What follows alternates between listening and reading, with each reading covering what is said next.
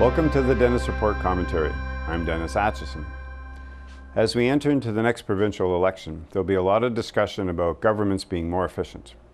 Quite often, Charles Sirtwell from Atlantic Institute on Market Studies or Kevin Lacey from the Taxpayers Federation will talk at length and with much volume, as much volume as you give them, about how governments are inefficient and how statistically we're the wrong size. And they do it as a measure to population, meaning so many bureaucrats for so many citizens. Well, let's play with that logic for a little bit and talk about efficiencies. So have you ever been in your community, whether it's Fredericton, Moncton, St. John, Bathurst, Miramichi, and taken note of the number of entities that exist to promote business, coordinate business, integrate business into the community?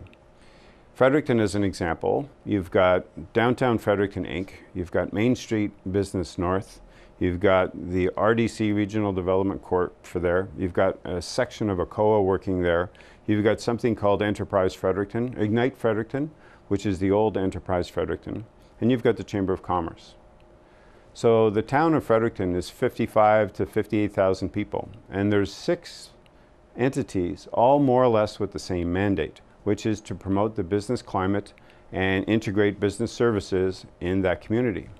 So taking Mr. Lacey's question and taking Mr. Sirtwell's position, let's apply it back to the private sector and go, how many entities do you need in a community in order to have an efficient and free-flowing system that supports business? If we're going to take that analytical lens and put it on the government to make sure services are efficient and cost-effective, similarly, can we do the same thing to the private sector and to the voluntary sector, which is as large, if not larger, than the other two?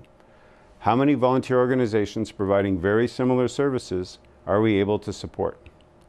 So maybe the solution as we get into the next election is to not even have that be a discussion in terms of what a government should or shouldn't do during the next election. So next time you hear, oh, government should be smaller and more efficient, think, okay, and let's do that across the board, that everybody needs to be smaller and more efficient. And then that would change the political discussion during the election for how do we do things better with what we have on all levels.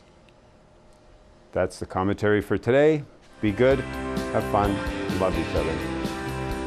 Join the discussion at DennisAtchison.com. You can watch the Dennis Report Monday, Wednesday, and Friday at 7 p.m. and weekdays at noon on CHCO TV.